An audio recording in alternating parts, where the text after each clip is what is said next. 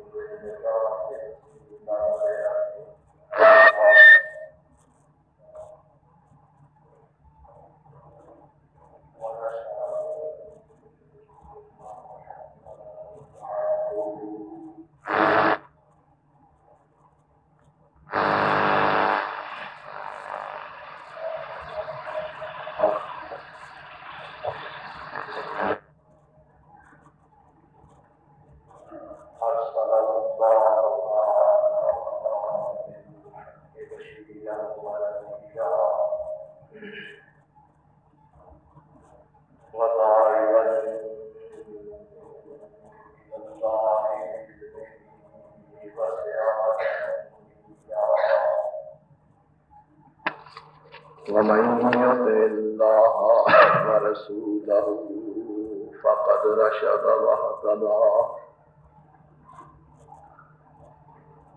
ومن يعص الله ورسوله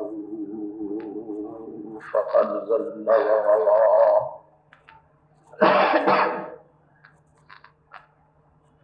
أما بعد فإن خير الحديث كتاب الله وخير الهدي هدي محمد صلى الله تعالى عليه وسلم وشر الأمور محدثاتها وكل محدثة بدعة وكل بدعة ضلالة وكل ضلالة في النار.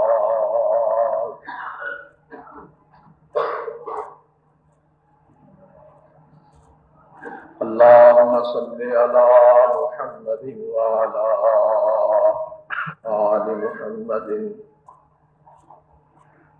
كما صليت على إبراهيم وعلى آل إبراهيم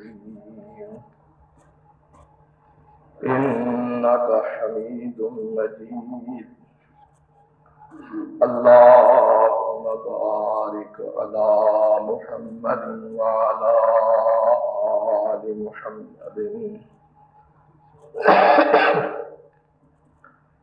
كما باركت على إبراهيم وعلى آل إبراهيم إنك حميد مجيد.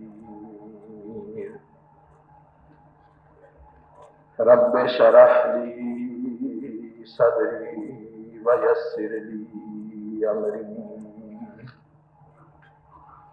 واحلل عقدة من لساني يفقهوا قولي. رب أعوذ بك من همزات الشياطين وأعوذ بك رب أن يحضرون.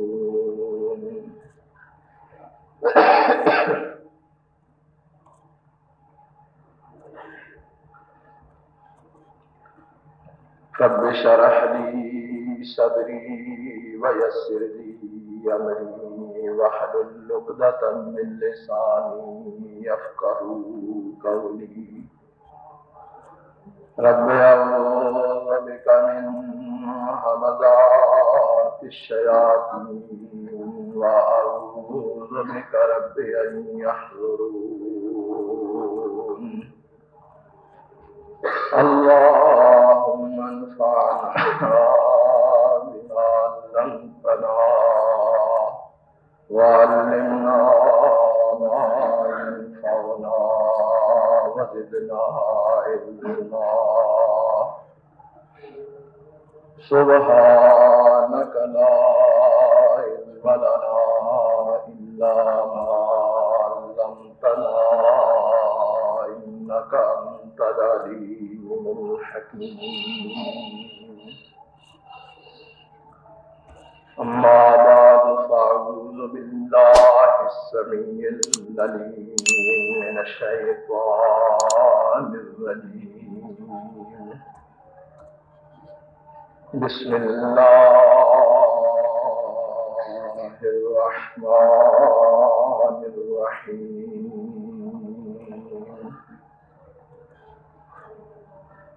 يا أيها النبي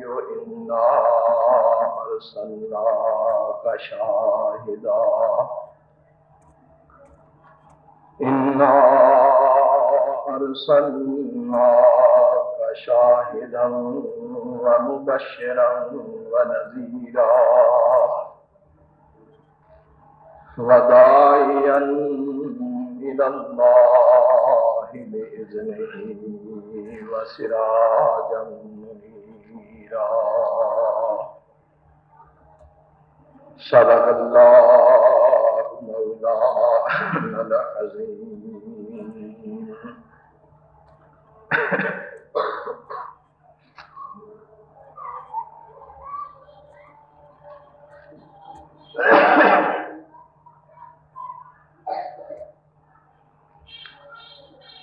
حاضرین محترم،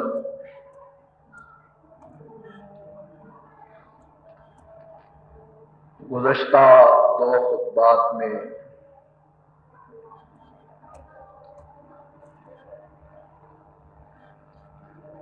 نبی آخر الزمان حضرت احمد مصطفیٰ محمد مجتبی صلی اللہ علیہ وسلم کے معجزہ عظیم واقعہ معراج کے سلسلہ میں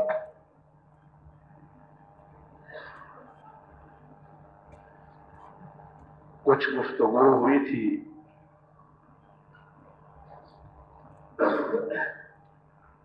اللہ تعالی نے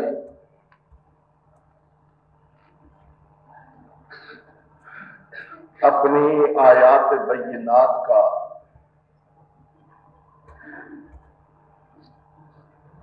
مشاہدہ کروانے کے لیے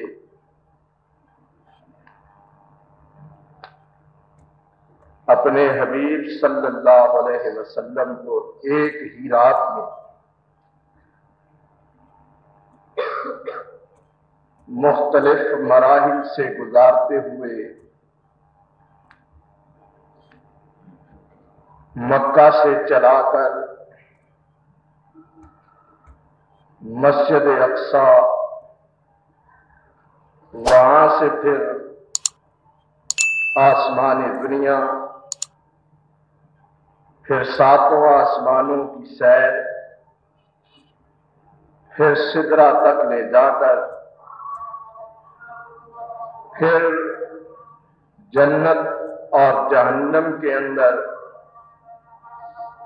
مختلف مناظر کا مشاہدہ کروا کر پھر اسی رات واپس مکہ مکرمہ میں پہنچایا۔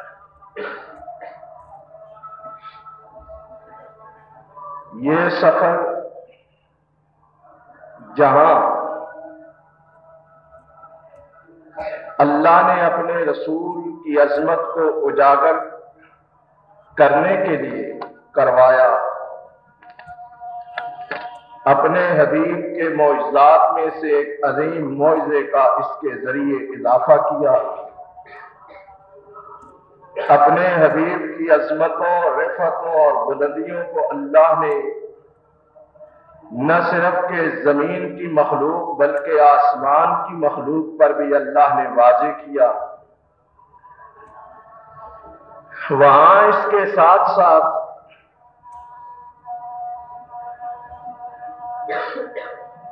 ایمان بالغیب سے آگے لے جا کر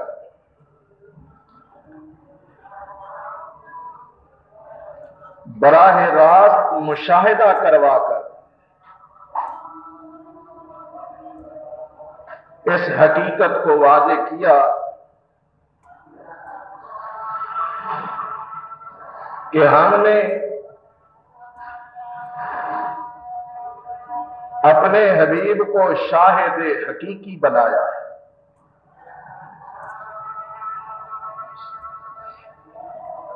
ان آیات بینات پر ایمان میں پہلے بھی کوئی کمی نہ تھی، لیکن کسی حقیقت کو آنکھوں سے دیکھ لینے کے بعد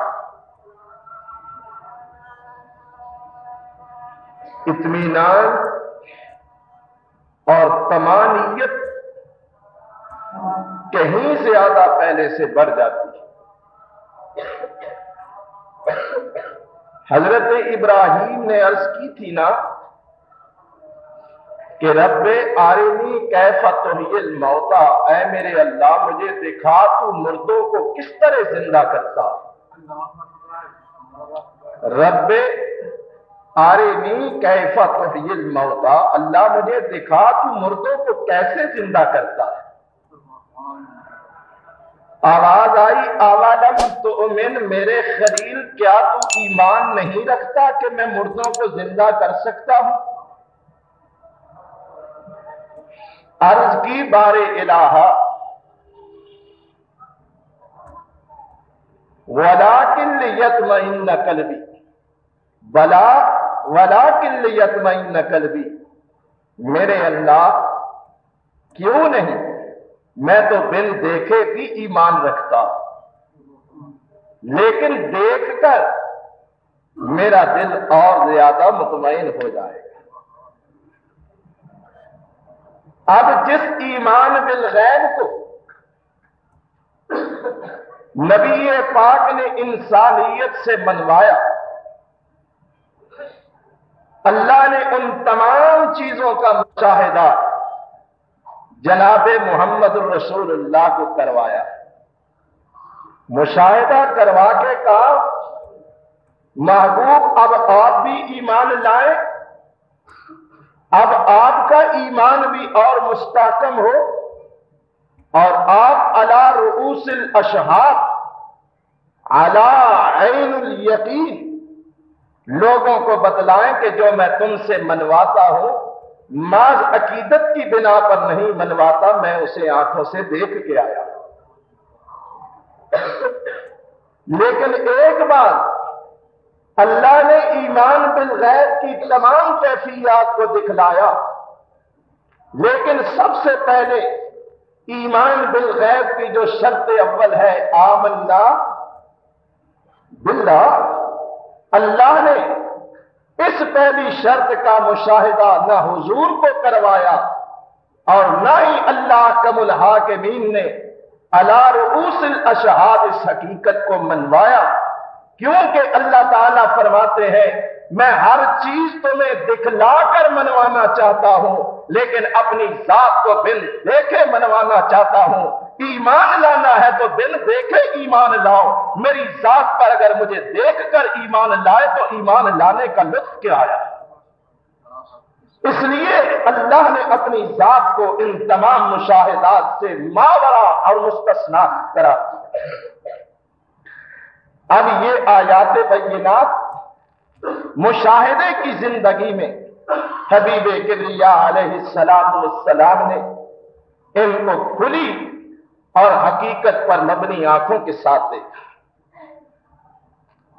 اور گزشتہ جمعے جہاں بات موقوف ہوئی تھی وہ یہ تھی کہ اللہ نے اپنے حبیب کو جبریل کی معیت میں مناظر جہنم کا مشاہدہ کروایا۔ جہنم کے مختلف مناظر کو حضرت فرماتے ہیں جب اس وادی میں داخل ہوا، بدبو تھی، تعفن تھا، سڑان تھی، گھٹن تھی، گرم لو تھی۔ میں نے پوچھا جبریل یہ کیا؟ کہا گیا کہ یا حضرت یہ اب وادی جہنم ہے۔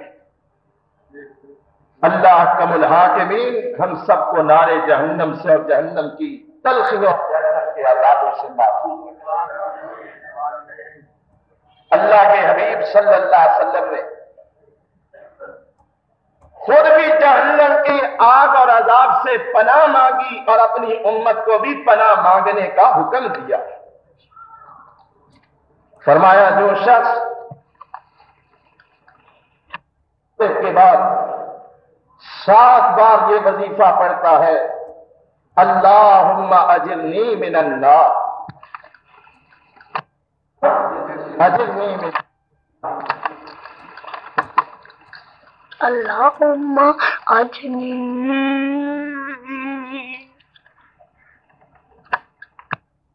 کس کے بعد؟ نماز کے بعد۔ کہ یہ نہ دکان پہ بیٹھے کہ وظیفہ پڑھ لیں، نماز کی کوئی بات نہیں، نماز شرط ہے۔ فرمایا جو شخص فجر کی نماز کے بعد 7 بار اور مغرب کی نماز کے بعد 7 بار یہ وظیفہ پڑھتا ہے اللہم اجرنی من النار، اللہ تعالیٰ اس بندے کو جہنم کی آگ سے آزاد کر دے۔ یہ وظیفہ ہے اور بڑا عمدہ اور بہترین اور بے مثال اور آسان اور سہل ترین وظیفہ جو نبی مکرم صلی اللہ علیہ وسلم نے سکھایا ہے۔ فرمایا جہنم کے مختلف مناظر کو دیکھا۔ ایک مرحلہ وہ کہ جب میں نے سود خاروں کو مبتلا عذاب دیکھا کہ وہ بڑے بڑے پیٹ کہ جس طرح مٹی اور دیگیں ہوتی ہیں، وہ بڑے بڑے پیٹ اور ان کے اندر باہر سے ہی جس طرح شیشے کی بوتل ہو تو اندر پڑی ہوئی چیز نظر آتی، شو کیس ہو تو اندر چیز نظر آتی، صاف و شفاف شیشے کی طرح۔ فرمایا ان کے پیٹوں کے اندر سانپ، وہ اٹھتے گر جاتے اور بڑے بڑے جانور نمودار ہوتے ان کو کچلتے، وہ چیختے چلاتے اٹھتے، پھر کھڑے ہونے کی کوشش کرتے، لیکن بڑے بڑے پیٹ ان کے توازن کو برقرار نہ رکھ سکتے، وہ پھر گرتے، پھر کچلے جاتے۔ حضرت جبریل نے بتلایا کہ یا نبی اللہ یہ سود خوار لوگ، سود کھانے والے۔ اسی طرح نیلی آنکھیں اور سیاہ چہرے اور منہ سے گندی بدبودار پیپ اور خون اس طرح بہ رہا ہے جس طرح بارش میں پرنالہ بہتا۔ یہ کون لوگ ہیں؟ یہ شراب پینے والے، شرابیوں کا انجام، شرابی ام الخبائث کے رسیا لوگ، بے حیا اور بے غیرت لوگ جو شراب پی کر ہوش و حواس کھو بیٹھتے ہیں، نہ انہیں بہن کی تمیز، نہ بیٹی کی تقدیس کا لحاظ، نہ انہیں ماں کی پہچان، نہ انہیں کسی اور مقدس رشتے کی پہچان۔ وہ شراب پی کر بے ہوش اور مدہوش ہو جاتے ہیں۔ اللہ کے حبیب فرماتے ہیں اس ام الخبائث کے رسیا لوگ جہنم کے اندر اس کیفیت میں مبتلا عذاب ہے۔ اور تیسری کیفیت میں نے عرض کی تھی، والدین کے نافرمان جہنم کی آگ میں جلائے جائیں گے، پھر درست ہوں گے، پھر جلائے جائیں گے۔ یہ وہ لوگ ہیں جو اپنے والدین کا دل جلایا کرتے تھے، اللہ ان کو ہمیشہ جہنم کی آگ میں جلائے گا۔ 3 قسمیں۔ اللہ کے حبیب فرماتے ہیں میں آگے چلا، میں نے گروہ کو دیکھا، فرشتوں کے ہاتھ میں بڑی بڑی چھریاں ہیں اور ان کے کے جسموں سے ہی ان کا گوشت کاٹتے ہیں، انہی کے جسموں سے ان کا گوشت کاٹتے ہیں اور انہی کے منہ میں ڈالتے ہیں۔ کھاؤ، اپنے جسموں کا گوشت کھاؤ۔ میں نے پوچھا جبریل یہ کون لوگ ہیں کہ انہی کے جسموں سے گوشت کاٹا جا رہا ہے اور انہی کو کھلایا جا رہا ہے؟ جبریل نے عرض کی یا رسول اللہ یہ غیبت کرنے والے لوگ ہیں، زبان کا چسکا، زبان کا مزہ لیا کرتے تھے، غیبت کیا کرتے تھے، خیر کی بات، صلاح کی بات، فلاح کی بات، بھلائی کی بات ان کی زبانوں سے نہیں نکلتی، بلکہ جب بھی بیٹھتے عیب جوئی کرتے، چغلی کرتے، غیبت کرتے، اپنے بھائیوں کی تنقیص کرتے۔ حالانکہ اللہ کے قرآن نے ان کو سبق دیا تھا یا ایھا الذین آمنوا لا یغتب بعضکم بعضا ایود احدکم ان یاکل لحم اخیہ میتا فکرہتموہ۔ اللہ نے ان کو دنیا کے اندر خبردار کیا تھا، او ایمان والو ایک دوسرے کی غیبت نہ کیا کرو، ایک دوسرے کی غیبت۔ ہم کہتے ہیں اللہ تو کہتا ہے غیبت نہ کیا کرو، ہم بھی بعد آنے کا نام نہیں، بلکہ غیبت تو ہماری عادت ثانیہ بن چکی ہے، طبیعت ثانیہ بن چکی ہے۔ اللہ فرماتے ہیں غیبت اسی طرح کہ جس طرح کوئی شخص اپنے مردہ بھائی کا گوشت کھاتا ہے، اور قیامت کے دن اس کی سزا یہ ہوگی کہ اس غیبت کرنے والے کے ہی جسم کا گوشت کاٹ کر اسے کھلایا جائے۔ یہ ہے انجام غیبت کرنے والوں کا۔ میرے بھائیوں مزہ بڑا آتا ہے، ویسے کسی کو کہے کہ بھائی بیٹھو کو 2-4 آیتیں قرآن کی پڑھ لو، ترجمہ سن لو، پڑھ لو، جنازہ نہیں آتا ہے جنازے کی دعا سیکھ لو، اللہ کے بندے نبی پاک کا فرمان سن لو، سیکھ۔ کہتے ہیں جی بس ہمارا حافظہ کام نہیں کرتا، کوئی کہتا ہم بوڑھے طوطے ہو گئے ہیں اب ہمیں کیا آئے گا، ہمیں کچھ نہیں آتا، ہم پڑھ نہیں سکتے۔ قسم قسم کے ہیلے اور بہانے۔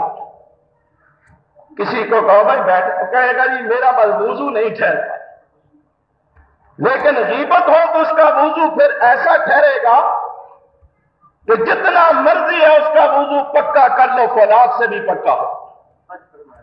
چغلی کی مجلس، غیبت کی مجلس، عیب جوئی کی مجلس، وہاں پھر ہم سر آگے کر کر کے کانوں پہ ہاتھ رکھ رکھ کے توجہ کرتے کہ کوئی بات رہ نہ جائے، شاید کوئی ثواب دارین میں فرق نہ آ جائے۔ ثواب دارین نہیں، یہ عذاب دارین جو تم خرید رہے ہو۔ اللہ کے بندو اپنی زبان کی حفاظت کیا کرو۔ میرے اور آپ کے آقا و مولا جناب محمد رسول اللہ فرماتے ہیں لوگوں اگر تم اپنی زبان اور اپنی شرمگاہ کی حفاظت کی ضمانت دو، ان 2 چیزوں کی حفاظت کی ضمانت تم دو، اللہ کی جنت کی ضمانت اللہ کا رسول تمہیں دیتا۔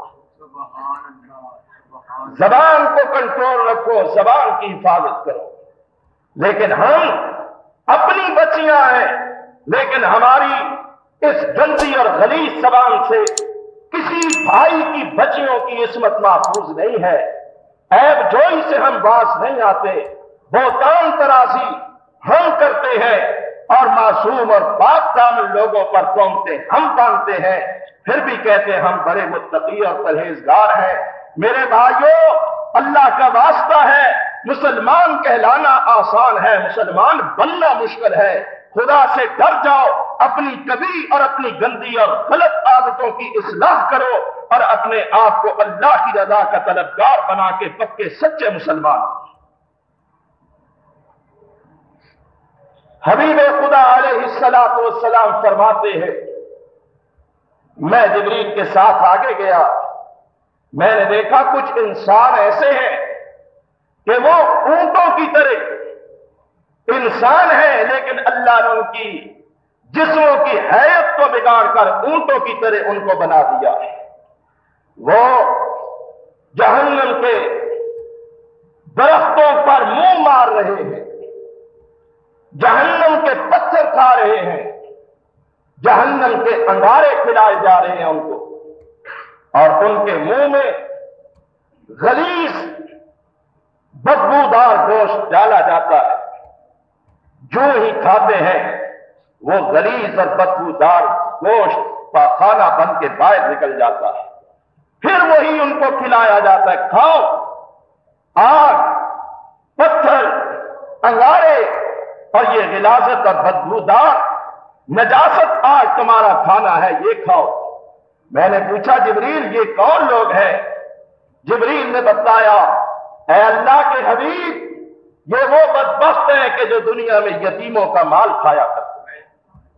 ان کے ماں باپ مر گئے، انہوں نے اپنے آپ کو عیار، شاطر اور مکار بنا کر ان بے سہارا بچوں کو کسی نہ کسی طرح دامے فریب میں پھنسایا اور ان کے مال کو، ان کی جائیداد کو، ان کی اشیاء کو انہوں نے ہضم کر لیا اور ان کو احمق اور بے وقوف اور نادان سمجھتے ہوئے، بے عقل سمجھتے ہوئے ان کے مالوں کو کھا گئے۔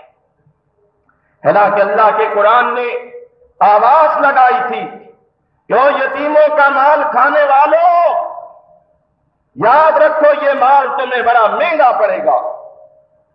ان الذین یاکلون اموال الیتامی ظلما انما یاکلون فی بطونہم نارا، وہ لوگ جو اپنے پیٹوں کو یتیموں کے مال سے بھرتے ہیں وہ مال یتیم نہیں کھاتے بلکہ وہ جہنم کی آگ کے انگاروں سے اپنے پیٹ کو بھرتے ہیں۔ ذرا جا کر دیکھیں عدالتوں اور کچہریوں میں، ذرا جا کر دیکھیں تحصیلداروں، گرداوروں اور پٹواریوں کے ارد گرد، ذرا ان کے ریکارڈ اٹھا کر دیکھیں، پھر پتا چلتا ہے کہ کتنے مومنین اپنے چہروں پہ ایمان کا نقاب اوڑے یتیموں کا مال کھا رہے ہیں۔ حالانکہ اللہ نے اپنے حبیب کو، اپنے محبوب نبی کو بڑی تاکید کے ساتھ حکم دیا، اے میرے حبیب آپ یتیموں کے بارے میں ذرا میرے حکموں کو ملحوظ رکھا کریں، اس لیے کہ آپ بھی پیدا ہوئے تو آپ یتیم پیدا ہوئے۔ اے نبی تو بھی یتیم تھا، ہر یتیم تیرا ساتھی تجھ جیسا۔ اے کملی والے علم یجدک یتیما فآویٰ، ہم نے تجھے یتیم پیدا کیا، پھر تیرا کوئی سہارا نہ تھا، لیکن جس یتیم کا کوئی سہارا نہیں ہوتا اس کا عرش والا خدا خود سہارا ہوتا ہے۔ جس یتیم کا کوئی والی وارث نہیں ہوتا اللہ اس کا والی وارث۔ اس لیے میرے حبیب اما الیتیم فلا تقہر، اگر تیرے سامنے کوئی یتیم بچہ یا یتیم بچی آ جائے تو میرے نبی غصے کی نگاہ کے ساتھ بھی یتیم کو نہ دیکھنا۔ اے میرے حبیب یتیم تو وہ یتیم ہے، اس کے ساتھ اور بھلائی اور خیر خواہی کرنا دور کی بات ہے۔ اگر کوئی اللہ والا صرف یتیم کے سر پر شفقت بھرا ہاتھ رکھ دیتا ہے، جتنے بال اس ہاتھ کے نیچے آتے ہیں اس یتیم کے سر کے بالوں کی تعداد کے برابر اللہ یتیم کے سر پہ ہاتھ رکھنے والے کے گناہوں کو معاف کر دیتا ہے۔ اس لیے میرے حبیب ان کو کہیے خبردار یتیموں کے حقوق کی طرف میلی نگاہ اٹھا کر کے بھی نہ دیکھنا، کیونکہ جو یتیموں کا مال ناحق کھاتے ہیں، ظلم سے کھاتے ہیں، زیادتی سے کھاتے ہیں، ہیرا پھیری سے کھاتے ہیں، وہ اپنے پیٹوں کے اندر جہنم کی آگ بھرتے ہیں۔ اللہ اکبر۔ اسی لیے میرے آقا نے فرمایا لوگوں یتیم کی کفالت کرو، یتیم کی کفالت کرو۔ زبانی ہمدردی بھی ہو سکتی ہے تو کرو، لیکن ان کی پرورش، ان کی تعلیم، ان کی تربیت، ان کی تعلیم، ان کے کھانے پینے کے لیے اسی طرح تم کوشاں رہو جس طرح اپنی اولاد کی تعلیم و تربیت کرتے ہو۔ کیونکہ آنا وکافل الیتیم کہاتین یوم القیامہ، میں اور یتیم کی کفالت کرنے والا قیامت کے دن اس طرح ہوں گے جس طرح یہ دو انگلیاں اکٹھی ہیں۔ اللہ یتیم کی کفالت کرنے والے کو میں محمد کا ساتھ اور رفاقت نصیب فرمائے گا۔ اللہ اکبر۔ میرے پاک پیغمبر علیہ السلام فرماتے ہیں میں نے دیکھا یتیموں کا مال کھانے والے اس عبرتناک سزا اور عذاب کے اندر گرفتار ہے۔ میں نے آگے چل کر کچھ اور لوگوں کو دیکھا جو لوگ بڑی بڑی ہنڈیاں ان کے سامنے پڑی ہے، ایک میں صاف ستھرا عمدہ پاکیزہ گوشت پڑا ہوا ہے، لیکن دوسری ہنڈیا میں بدبودار غلیظ اور گندا تعفن والا گوشت پڑا ہے۔ یہ لوگ اس بدبودار غلیظ اور تعفن بھرے گوشت کو کھا رہے ہیں۔ میں نے پوچھا جبریل ان کو کیا ہوا؟ یہ صاف ستھری چیز کے بجائے گندی اور غلیظ چیز کو کھا رہے ہیں۔ جبریل جواب دیتے ہیں یا رسول اللہ، یہ دنیا میں بھی صاف ستھری چیز کو چھوڑ کر غلیظ چیز کی طرف جایا کرتے تھے۔ یہ حرام خور لوگ، یہ زانی لوگ ہیں جو اپنی پاک دامن، اپنی مقدس و مطہر بیویوں کو چھوڑ کر غیر عورتوں کے ساتھ زنا اور بدکاری کر کے اپنے منہ کالے کیا کرتے تھے۔ آج اللہ ان کو جہنم کے اندر یہ سزا دے رہا ہے، ظالموں وہاں بھی تم نے پاک چیز کو نہیں چھوا، آج اللہ تمہیں پاک چیز کے قریب نہیں آنے دے گا۔ میرے پاک نبی فرماتے ہیں جبریل کے ساتھ آگے چلا، میں نے دیکھا کچھ لوگ اٹھ کے کھڑے ہوتے ہیں، فرشتے بڑے بھاری بھاری پتھر اٹھا کر ان کے سروں پہ مارتے ہیں، پتھر ان کے سر پہ لگتا ہے وہ گر جاتے ہیں، اوپر سے فرشتے سر پہ پتھر مار مار کے سر کو کچل دیتے ہیں۔ اللہ کے حکم سے پھر سر ٹھیک ہوتا ہے، پھر اٹھتے ہیں، پھر فرشتے سر کو چلتے ہیں۔ میں نے پوچھا جبریل یہ کون لوگ ہیں، ان کو یہ سزا کیوں دی جا رہی ہے؟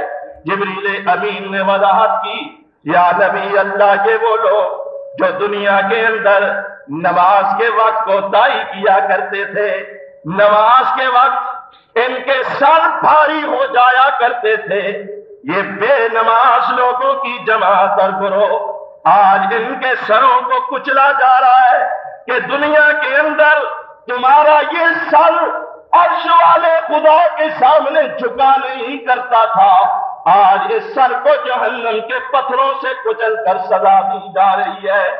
میرے پاک نبی فرماتے ہیں میں جبریل امین کی معیت میں گیا، ایک اور گروہ پر میرا گزر ہوا، میں نے دیکھا فرشتوں کے ہاتھوں کے اندر بڑی بڑی لوہے کی کینچیاں اور چھریاں پکڑی ہوئی ہیں۔ کچھ فرشتے ان مجرموں کے منہوں کو کھولتے ہیں، ان کی زبانوں کو کھینچ کر باہر نکالتے ہیں، فرشتے ان کی زبانوں کو کینچیوں سے کاٹتے ہیں، ان کے ہونٹوں کو کینچیوں سے کاٹتے ہیں۔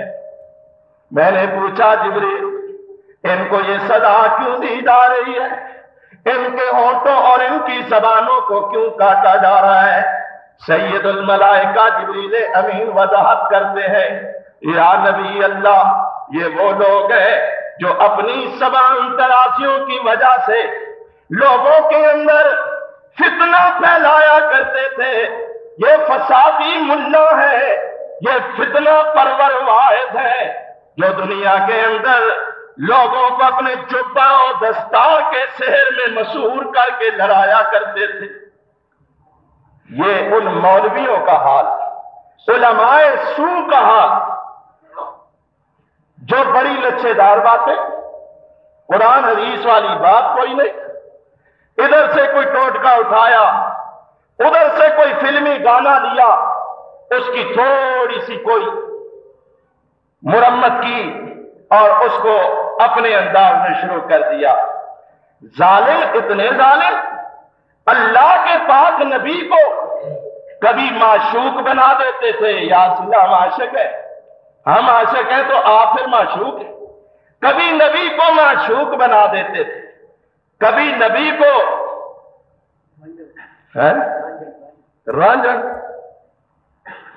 کبھی رانجھن بنا دیتے، کبھی ہیر بنا دیتے، کبھی سسی بنا دیتے، کبھی کنو بنا دیتے۔ جو کون ان کو پوچھنے والا ہے؟ آخر عشق رسول کا لیبل لگا ہوا ہے، جو مرضی ہے کہ اے اللہ کے بندو کہاں جا رہے ہو؟ یہ امت کہاں جا رہی ہے؟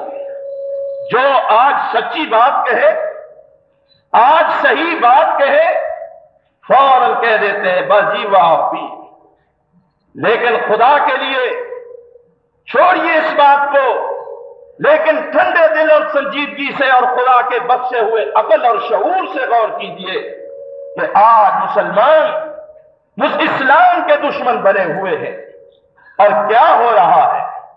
کون اس امت کو بتائے؟ کون اس امت کو سمجھائے؟ آپ نے پڑھا نہیں؟ بات تو بعد میں کرنے والی تھی لیکن آ گئی۔ یہ میرے ہاتھ میں جنگ اخبار ہے، خیر سے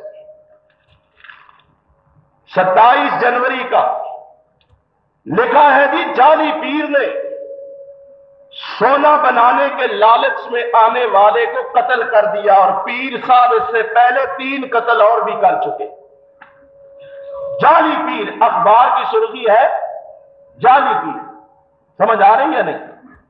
جب تک ان کی مکاریاں اور فریب کاریاں واضح نہ ہوں اس وقت تک اصلی پیر ہوتے ہیں، پہنچی ہوئی سرکار ہوتی ہے، پکے پیر، سکے بند پیر۔ لیکن جب کسی مریدنی کو اغوا کر لیا پھر اخبار والا لکھتا ہے جعلی پیر، پہلے اصلی تھا اب جعلی ہو گیا، اور پہلے اصلی تھا اب جعلی ہو گیا ہے۔ جب لوٹ کے چلے جاتے ہیں اخبار والے کہتے ہیں جی جعلی پیر آیا تھا لوٹ گیا، ایک نہیں 4 آدمیوں کو قتل کیا اور پھر پکڑا گیا۔ پہلے اصلی پیر تھا اب نکلی اور جعلی پیر بن گیا۔ اے اللہ کے بندو، یہ پیری، یہ مریدی، یہ خانقاہیں، یہ آستانے، یہ گدیاں میرے محمد رسول اللہ کی شریعت میں ان کا کوئی وجود نہیں ہے۔ آمنہ کا لال ہدایت کا سراج منیر تھا، آمنہ کا لال بیت اللہ اور مسجد اقصی کا امام تھا، آمنہ کا لال مدینہ کی مسجد نبوی کا خطیب تھا، لیکن آمنہ کا لال بدر و احد کا سپہ سالار اعظم بھی تھا، حنین کا جرنیل بھی تھا، تبوک کا فاتح بھی تھا۔ محمد الرسول اللہ صلی اللہ علیہ وسلم۔ مسلمانوں لٹتے رہو گے، وہ جو اقبال نے کہا نا کہ مسلمان جا کے لٹتے ہیں سواد خانقاہی میں، لٹتے رہو گے جب تک اصل دین کی طرف پلٹ کر نہیں آتے۔ جس دین کا نقشہ محمد الرسول اللہ نے کھینچا اور جس دین کی تصویر میں رنگ صدیق و عمر اور عثمان و حیدر نے بھرا تھا، آؤ پلٹ آؤ، وگرنہ یاد رکھو آنے والی نسلیں کیا معاف کریں گی؟ نہ اللہ ہمیں معاف کرے گا، نہ اللہ کا رسول ہمیں معاف کرے گا۔ بہرحال عرض یہ ہے کہ جب تک فریب کاریاں اور مکاریاں واضح نہیں ہوتی، پیر صاحب اصلی ہوتے، مولوی صاحب پہنچی ہوئی سرکار ہوتی۔ جب عیاریاں اور مکاریاں واضح ہو جاتی ہیں پھر پیر جعلی بن جاتے ہیں۔ اوے لوگوں آؤ میں تمہیں اصلی پیر کی بات بتاؤں. کون سا پیر؟ جو سراج منیر ہے. پیر نہیں بلکہ سراج منیر ہے. یہ پیر نہیں ہے، یہ سر پیڑ ہے. سر پیڑ. اور پیڑ سمجھتے؟ یہ پیر نہیں، یہ سر پیڑ ہے. یہ پیر نہیں، یہ دشمن کھیر ہے. پیر ہے. کون پیر ہے؟ آمنہ کا لال. مومنات آتی ہیں، رحمت عالم ہم آپ کے دستے حق پرست پر بیعت کرنا چاہتی ہیں.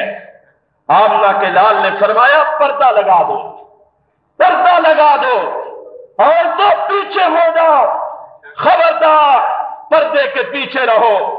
یا حضرت ہم بیعت کرنا چاہتی ہیں. فرمایا اللہ کا نبی کسی غیر محرم عورت کے ہاتھ میں ہاتھ دینے کے لیے تیار نہیں ہے. حالانکہ نبی امت کا وہ روحانی باپ ہے. میرا ایمان ہے اللہ کی قسم ہمارے ماں باپ کی عزت اور تقدس محمد مصطفیٰ کے پاؤں پہ قربان ہو. میرا نبی تو وہ تقدیس کا مجسمہ ہے جس کی تقدیس اور طہارت کی قسمیں، جس کی عمر کے لمحے لمحے کی قسمیں عرش والا خدا اٹھا کے کہتا ہے لعمرک لعمرک لعمرک. کملی والے میں تیری عمر مبارک کی قسم کھاتا ہوں. جس طرح میں خدا پاک ہوں اسی طرح تیری عمر مبارک کا ایک ایک لمحہ بھی پاک. وہ پاک نبی ہائے اعتکاف میں بیٹھے ہیں، رحمت للعالمین اعتکاف میں بیٹھے ہیں. ازواج مطہرات کے پاس سے کہیں سے تحفہ آیا. حضرت ام سلمہ نے اس ہدیے کا کچھ حصہ خود تناول کیا، کچھ حصہ لے کر مسجد نبوی میں جاتی ہے کہ یا رسول اللہ یہ کہیں سے ہدیہ آیا تھا، کھجوریں ہیں، پنیر ہے. یا نبی اللہ میں نے چاہا کہ آپ کو بھی لا کر دیں. آپ نے کھجوریں کھائیں. ام سلمہ جانے لگی. فرمایا ام سلمہ ٹھہرو، رات کا وقت ہے، اندھیرا راستہ ہے، میں تجھے تیرے گھر کے حجرے کے دروازے تک پہنچائے آتا. اٹھے نبی یہ پاک اپنی رفیقہ حیات ساتھ ہیں اور اپنے گھر کے دروازے کی طرف جا رہے. راستے میں ایک انصاری صحابی حضرت اوس بن صامت رضی اللہ تعالی عنہ آئے. اندھیرا تھا، وہ ایک طرف ہونے لگے. اللہ کے حبیب نے پوچھا کون ہو؟ عرض کی میں اوس بن صامت ہوں. فرمایا اے اوس میں اللہ کا نبی محمد ہوں اور یہ میرے ساتھ جو خاتون ہے یہ میری رفیقہ حیات ہے، مومنوں کی ماں ہے، ازواج مطہرات کی فردہ ہے، سیدہ ہے، طاہرہ ہے، مطہرہ ہے. دیکھ لو اچھی طرح پہچان لو میں اللہ کا نبی ہوں، میرے ساتھ میری بیوی ہے. انسان کے جسم میں اس طرح گردش کرتا ہے جس طرح اس کی رگوں میں خون گردش کرتا ہے. میں نے یہ وضاحت اس لیے کر دی ہے تاکہ تمہارے دل میں شیطان یہ وسوسہ نہ ڈال دے کہ رات کے اندھیرے میں محمد کس عورت کے ساتھ جا رہا تھا. اور یہی بات بدگمانی پھیلانے کے لیے شیطان ان بدگمانیوں کو پیدا کرتا ہے اور یہی بات کافی ہوتی ہے. اس لیے میں نے بات کر کے تمہیں واضح کر دیا کہ مصطفیٰ کی زندگی ہر دور سے ہی پاک نہیں ہے، شکوک و شبہات سے بھی پاک، شکوک اور شبہات سے بھی پاک ہے. عورتیں عرض کرتی یا رسول اللہ، اللہ کے حبیب ہم بایت دے لا، آپ ہم سے بایت دیں. فرمایا عورتوں پردے کے پیچھے ہو جاؤ. حضرت ہاتھ میں ہاتھ، فرمایا مصطفیٰ کسی عورت کے ہاتھ میں ہاتھ نہیں دیتا. اللہ کے حبیب سے ہماری بایت. فرمایا چلو پانی کا ایک پیالہ لاؤ. پانی کا پیالہ لایا. رحمت عالم نے اپنا ہاتھ اس میں ڈالا، ہاتھ پانی میں ڈال کے نکال لیا اور عورتوں کی طرف بھیج دیا. فرمایا اب ہاتھ اس پانی کے اندر رکھو. اور ہاتھ جب عورتوں نے پانی میں ڈالا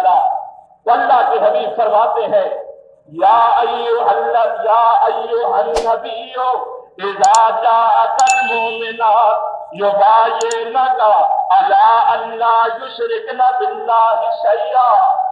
اے نبی، جب ایماندار عورتیں آپ کے پاس بایعت کے لیے حاضر ہو تو میرے نبی آپ ان سے بایعت کیا لیں، ان سے عہد و پیمان لیں، اور سب سے پہلا وعدہ ایماندار عورتوں سے یہ کہ وہ اللہ کے ساتھ کسی کو شریک نہیں کرے گی.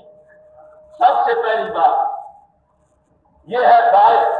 لیکن یہاں بایعت ہے سب سے پہلی یہ کہ مرید بن گئی ہو، اب پردہ اٹھا دو. حضرت پردہ کہاں؟ ہاں، پیر و مرید میں کوئی پردہ نہیں ہوتا.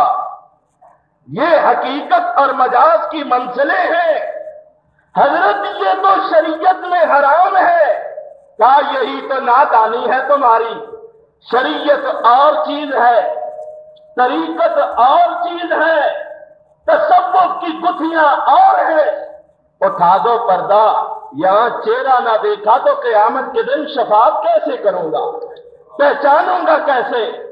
لیکن پیر کامل نے، سراج منیر نے، بدر منیر نے کہا کہ عورتوں پردے کے پیچھے رہو.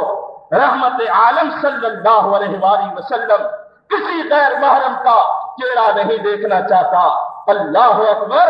مدینے کی گلیاں ہیں، ایک یہودیوں کی بیٹی چھوٹی سی بچی ننگے سر چلی آ رہی ہے. امام کائنات نے اسے دیکھا. غیرت مند نبی نے، حیا کے مجسمے نبی نے اپنی مزمل والی چادر کندھے سے اتاری اور اس بچی کے سر پہ دی. کاش یہودی کی بیٹی ہی کیوں نہ ہو. اللہ کا نبی اسے تقدیس عطا کرنے کے لیے آیا. اور بیٹیاں یہودیوں کی ہوں، عیسائیوں کی ہوں، مسلمانوں کی ہوں، غیر مسلموں کی ہوں، اور بچی سب کی بچی ہوا کرتی ہے. عزت و تقدیس کے لحاظ سے سب کی بچیاں لائق احترام اور لائق تقدیس ہے. میرے بھائیوں، آج ہم بڑے دور نکل گئے. یہی وجہ ہے کبھی اصلی کے بجائے جعلی پیروں کے ہاتھے چڑھے ہوئے ہیں، اور کبھی لمبی لمبی ٹھونکے مارنے والا پیر سبائی آ جاتا ہے، کبھی ڈبہ پیر نمودار ہوتا ہے. یہ کیا تماشا بنا ہوا ہے؟ یہ وہی کہ مسلمان جا کے لٹتے ہیں سواد خانقاہی میں، اور جو بات کہے اس پر پھر فوراً فتویٰ لگتا ہے کہ یہ وہابی ہے.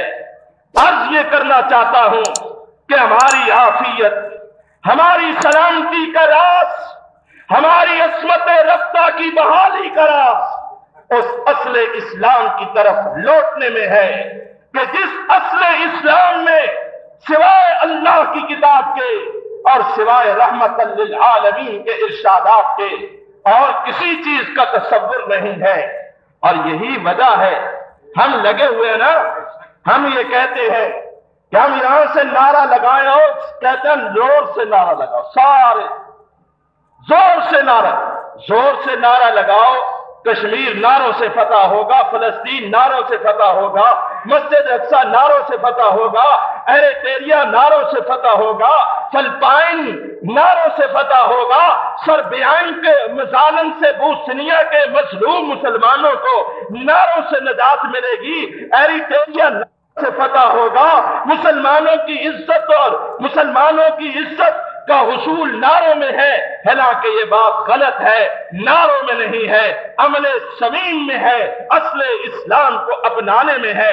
اور پھر ہوتا کیا ہے؟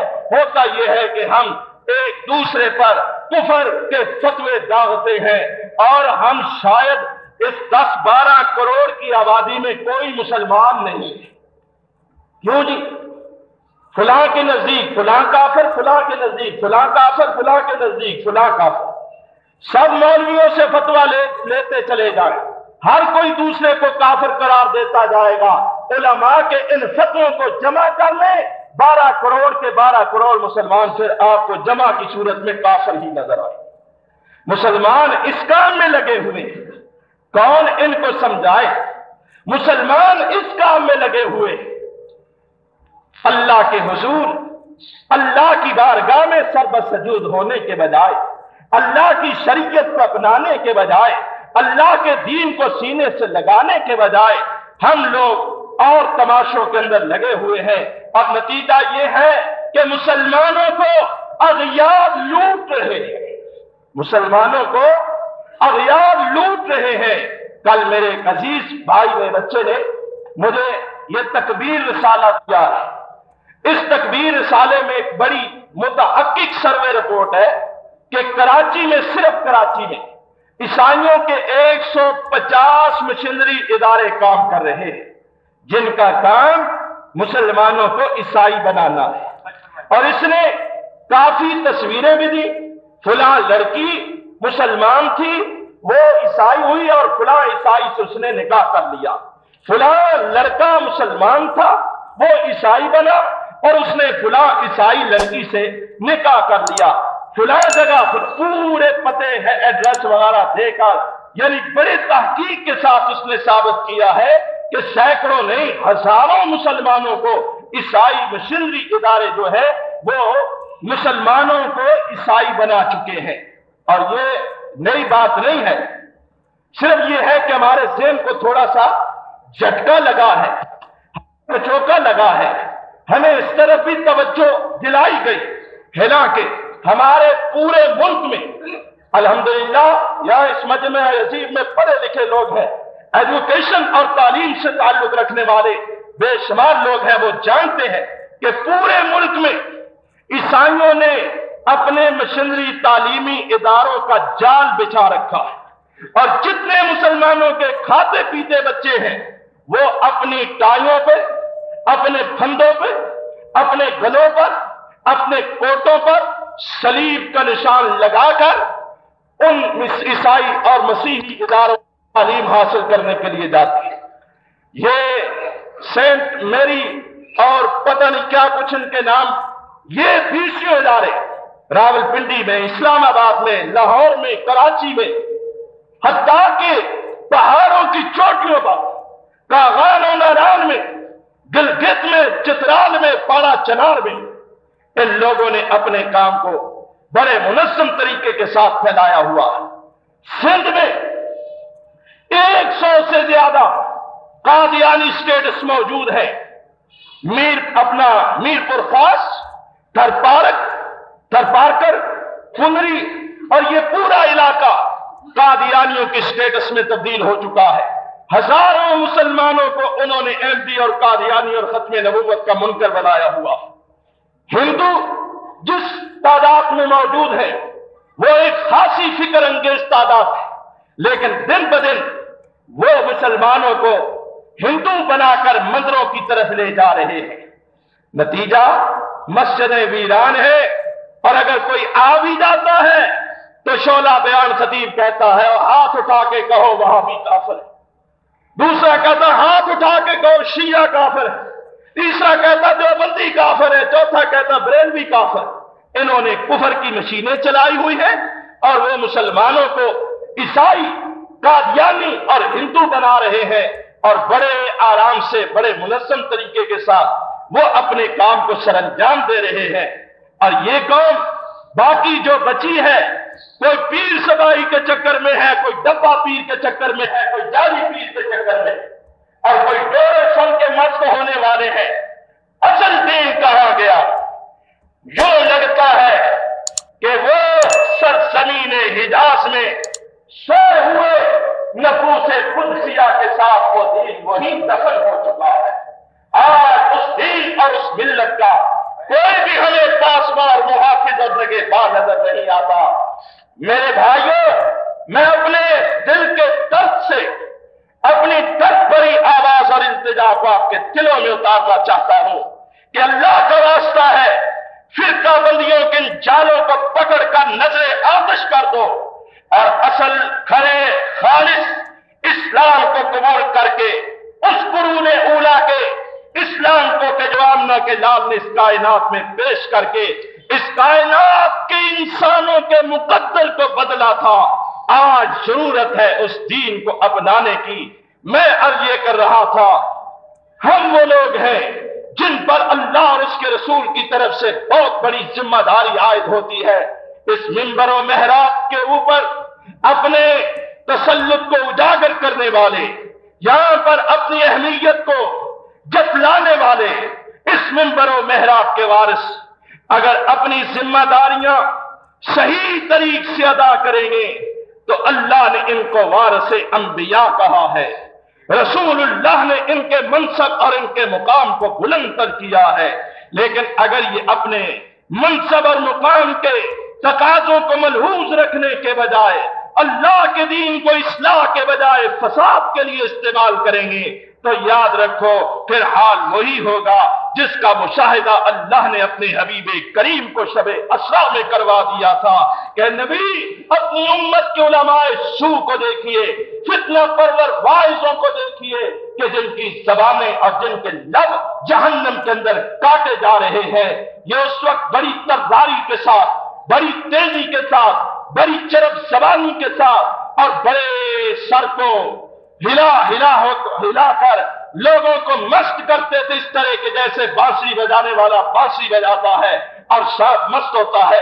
ایک صاحب کہنے لگے یہ ہمارے ہاں تو کیا ہی بات ہے، ایک ایسا گویا ہے جب وہ گاتا ہے نا اسپیکر کے سامنے تو وجد طاری ہو جاتا ہے، ہر کوئی مست ہو جاتا ہے۔ میں نے کہا مست تو بانسری کے سامنے سانپ بھی ہو جاتا ہے، مستی کی بات ہے تو آپ افیونی کو تھوڑا سا افیم کھلا کے دیکھیں وہ کیسا مست ہوتا ہے، شرابی کو شراب پلا کے دیکھیں وہ کیسا مست ہوتا ہے، آپ ہیروئن والے کو ہیروئن کا کش لگوا کر دیکھیں وہ کیسا مست ہوتا ہے۔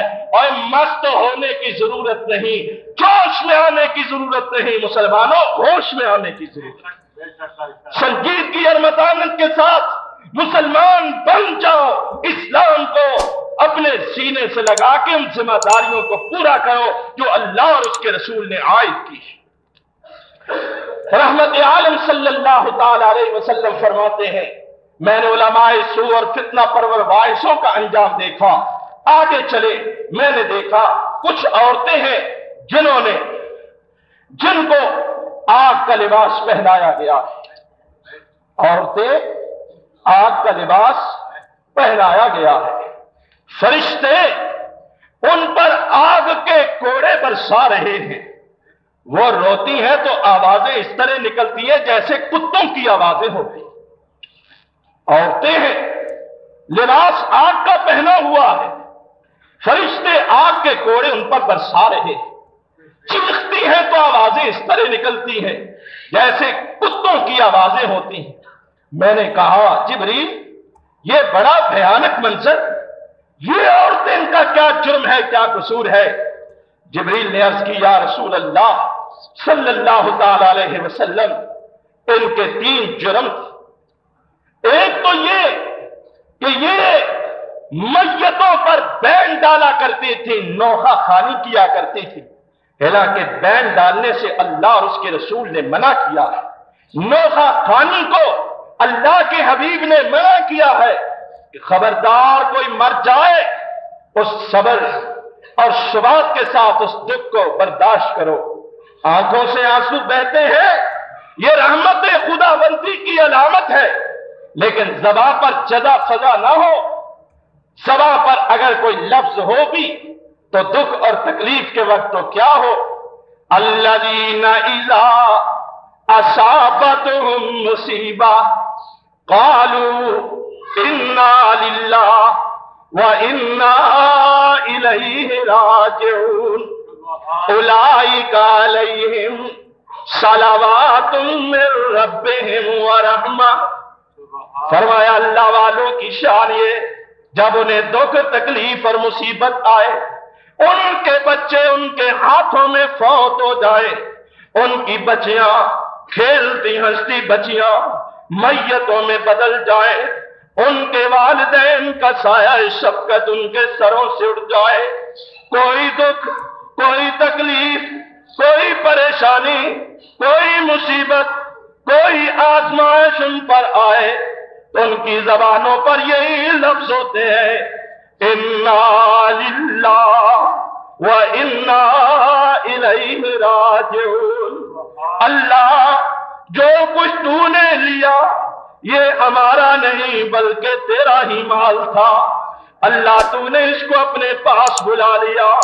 رب کریم ہم نے بھی تیرے ہی پاس آنا ہے، ہم نے یہاں کون سا ہمیشہ رہنا ہے۔ فرمایا جب بندہ دکھ اور تکلیف کے لمحات میں جزا فضا اور بین اور آہو فغا کے بجائے انا للہ و انا الیہ راجعون کہتا ہے، آسمانوں سے آواز آتی ہے اولئک علیہم صلوات من ربہم ورحمہ، یہ وہ لوگ ہیں جن کے صبر کی وجہ سے اللہ نے ان کے درجوں کو بلند فرما دیا، اور ان کے صبر کی وجہ سے ان پر اللہ نے اپنی رحمتوں کی بارش برسا دی۔ وَأُولَئِکَ هُمُ الْمُهْتَدُونَ، لوگوں یہ گمراہ نہیں بلکہ ہدایت والے لوگ ہیں۔ جزا فضا مومن کا کام نہیں۔ فرمایا یہ عورتیں نوخہ کرتی، میتوں پر بہن ڈالتی، ایک جرم یہ، دوسرا ان کا جرم یہ تھا اللہ اور اس کے رسول نے ان کو زیب و زینت کی اجازت دی، لیکن اس کے لیے کچھ دائرے کچھ حدیں بھی مقرر کر دی، لیکن انہوں نے زیب و زینت کے ساتھ اللہ کی حدوں کو پامال کر دیا۔ انہوں نے وہ لباس پہنا کہ ان کا سطر، ان کا پردہ محفوظ نہ رہا۔ یہ باریک لباس پہننے والی، ایسی تراش و خراش والا لباس پہننے والی، ایسی فیشن کی دل دادا عورتیں کہ جنہوں نے اللہ کے قانون کو توڑا، اللہ کی حدوں کو پامال کیا، اس لیے ان کو یہ سزا دی جا رہی ہے۔ اور ان کا تیسرا جرم یہ تھا کہ یہ عورتیں اپنے شوہروں کو ستایا کرتی تھی، اپنے شوہروں پر ناجائز فرمائشیں ڈالا کرتی تھی، جو ان کی بساط سے باہر فرمائشیں، وہ فرمائشیں ان سے کیا کرتی تھی۔ اگر وہ بیچارے پورا نہ کر سکتے تو ان کو گالی گلوچ، ان پر زبان درازی، ان کے بارے میں لغویات اور بےہودگی بکا کرتی تھی، ان کو اٹھتے بیٹھتے تانے دیا کرتی تھی۔ غرض کسی طریقے کے ساتھ بھی انہوں نے اپنے شوہروں کا دل ستایا، اپنے شوہروں کا دل دکھایا۔ اللہ کے حبیب فرماتے ہیں جو ایمان والے دنیا کے اندر ایمان پر پکے رہتے ہیں، اللہ ان کے لیے جنت کو واجب کر کے ان کے لیے جنت کی حوروں کو مختص کر دیتا ہے۔ لیکن جب دنیا کی بدچلن عورتیں، زبان دراز عورتیں اپنے ان شوہروں کو ستایا کرتی تھی تو وہ جنت کی حوریں کہتی تھی او بدبخت عورتوں، ان مومنوں کو تو اللہ نے ہمارے لیے بنایا ہے، تم ان کا دل نہ ستاؤ، تمہارے لیے اللہ نے جہنم کی آگ تیار کی ہے۔ اللہ کے حبیب فرماتے ہیں میں نے دیکھا آگ کا لباس پہنائی ہوئی عورتیں، فرشتے آگ کے گھوڑے پر سوارے ہیں، وہ عورتیں روتی ہیں تو کتوں کی طرح آوازیں نکلتی ہیں۔ یہ عورتیں میتوں پر بینڈ ڈالنے والی عورتیں، باریک لباس پہننے والی عورتیں، اپنے شوہروں کا دل ستانے والی عورتیں۔ اللہ کے حبیب فرماتے میں نے توبہ توبہ کی اور آ کر اپنی امت کی عورتوں کو بتایا، عورتوں کی جماعت خبردار کسی مرنے والے پر بین نہ ڈالنا، نوخہ نہ کرنا، خبردار اللہ نے جو تمہاری زیب و زینت کی حدود مقرر کی ہے ان حدوں سے آگے تجاوز نہ کرنا، اپنے سطر کو، اپنے جسم کے پردے کو محفوظ رکھنا، اور عورتوں کی جماعت اپنے شوہروں کو مت ستانا وگرنہ جہنم کے اندر تمہارے لیے المناک عذاب ہے۔ رحمت عالم فرماتے ہیں جبریل کے ساتھ میں آگے گیا، ایک اور گروہ سے میرا گزر ہوا، میں نے دیکھا کہ ان کی شکلیں سوروں کی طرح، خنزیروں کی طرح اللہ نے بگاڑ دی ہے، اور ان کی زبان کو فرشتے کھینچ کر ان کی پیٹھ کے پیچھے لے جا رہے ہیں، وہ دھاڑتے ہیں، چیخے مارتے ہیں، فرشتے ان کے اوپر کوڑے برساتے ہیں۔ میں نے پوچھا جبریل یہ کون لوگ ہیں؟ فرمایا جو سچی گواہی کے بجائے جھوٹی گواہی دیا کرتے تھے، 20 25 50 روپے لیے عدالت کے باہر بیٹھے ہیں، یہ گواہی دلوانی ہے۔ ہاں جی ہمیں بھی گواہ کی ضرورت ہے، کئی بڑے ماہر ہوتے ہیں بغیر گواہ کے 20 گواہیاں ڈلوا دیتے، بڑے ماہر، کہتے ہیں ہم بڑے سمجھدار ہیں، تمہیں نہیں پتا، ہماری عقل تک تم پہنچ نہیں سکتے۔ پھر گواہ سے کہا جاتا ہے کہ میاں گواہی بڑی پکی دینی ہے، ممکن ہے قرآن اٹھانا پڑ جائے۔ وہ کہتا ہے جی منہ زبانی گواہی کا 50 روپیہ، اگر قرآن اٹھاؤ گے تو 100 روپیہ۔ وہ بھائی 100 روپے کے لیے تو قرآن اٹھاتا؟ کہتا ہاں قرآن کون سا بھاری ہے، ایک چھوڑ کے 10 رکھ دو میں اٹھا لوں۔ اور پھر دنیا نے دیکھا ان کے ہاتھ پاؤں مڑ گئے، دنیا نے دیکھا ان کی شکلیں مسخ ہو گئی، دنیا نے دیکھا کہ ان کے چہرے شناخت اور پہچان کے لائق نہ رہے۔ جن ظالموں نے نہ حق گواہی دی، گناہ کبیرہ کا ارتکاب کیا، آدھی گناہ کہ مجرم یہ لوگ جہنم کے اندر خنزیروں اور سوروں کی شکلوں میں ہوں۔ اللہ نے یہ سب کچھ دکھایا اور دکھا کر کہا یا ایھا النبی انا ارسلناک شاہدا ومبشرا ونذیرا، اے نبی ہم نے آپ کو بھیجا، اپنا رسول بنا کر بھیجا، اپنی نشانیوں کا گواہ بنا کر بھیجا، اپنے عذابوں سے لوگوں کو ڈرانے والا بنا کر بھیجا۔ نبی نے دیکھا یہ اللہ کے عذاب ہے، آ کر لوگوں کو ڈرایا کہ ڈر جاؤ یہ گناہ ہے، میرے نعرے مار کے مست نہ ہو، برائیوں کو چھوڑ دو، گناہوں کو ترک کر دو، سود کھانا چھوڑ دو، یتیموں کا مال کھانا چھوڑ دو، نمازوں کو ضائع کرنا چھوڑ دو، زنا اور بدکاری کو ترک کر دو، غیبت کو ترک کر دو۔ یہ معراج کا پیغام ہے جو شاہد و مبشر و نذیر پیغمبر نے ہمارے سامنے پیش کیا ہے۔ اسی سلسلے کی مزید اور بقیہ گفتگو انشاءاللہ آئندہ جمعے۔ وآخر دعوانا الحمدللہ رب العالمین۔ الحمدللہ نحمده ونستعینه ونستغفره ونؤمن به ونتوکل علیہ ونعوذ باللہ من شرور انفسنا ومن سیئات اعمالنا، من يهده الله فلا مضل له ومن يضلله فلا هادي له، ونشهد أن لا إله إلا الله وحده لا شريك له شهادة تكون للنجاة وسيلة ولرفع الدرجات كفيلة، ونشهد أن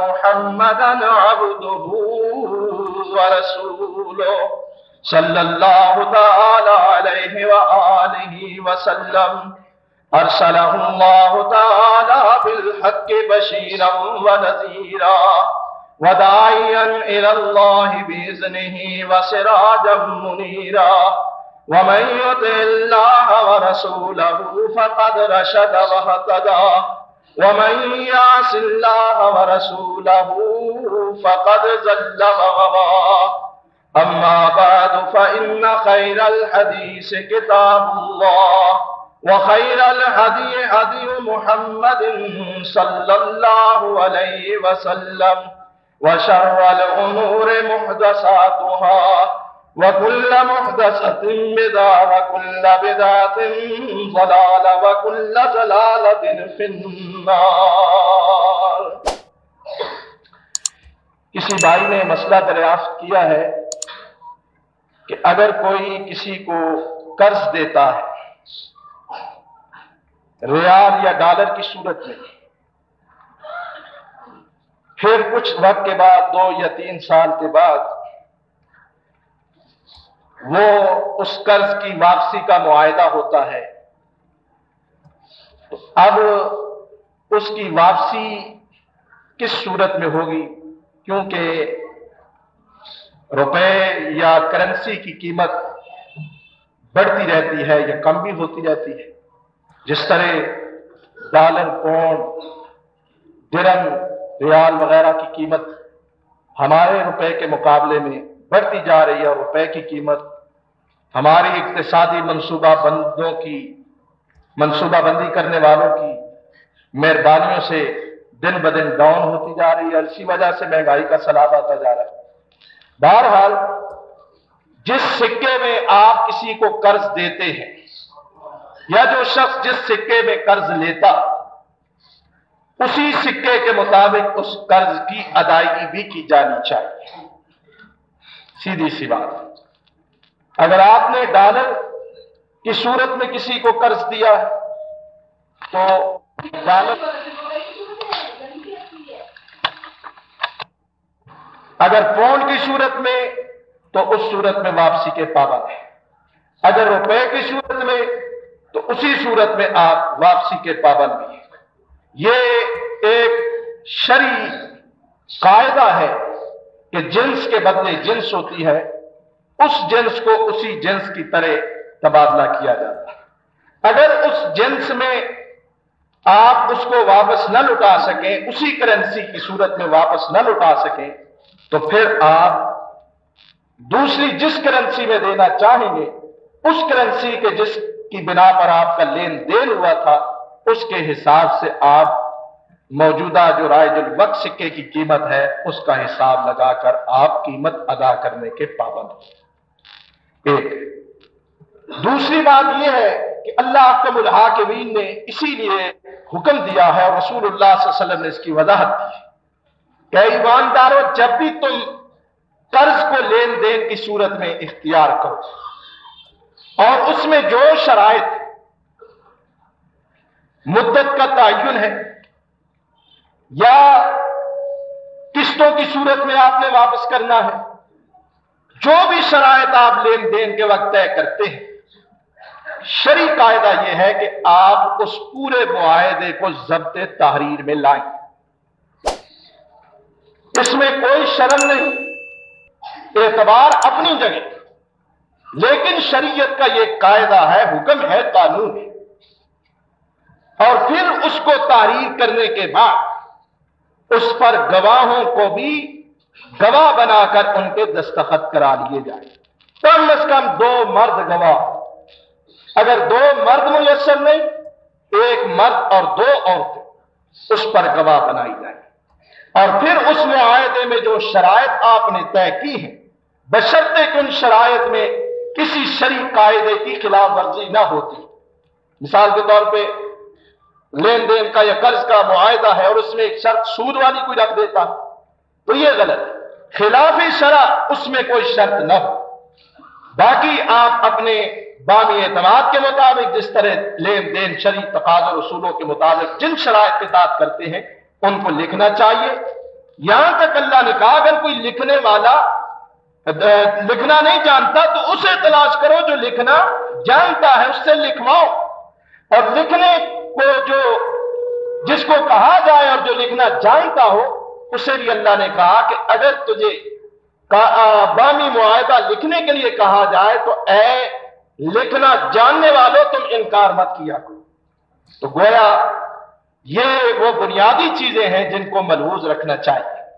تو مختصر اس سوال کا جو حاصل ہے اس کا جواب یہ کہ جس کرنسی میں آپ قرضہ لے رہے ہیں اسی کرنسی کے مطابق آپ وقت مقرر یا مدت مقرر میں آپ قرضہ لوٹانے کے بھی پابند ہیں۔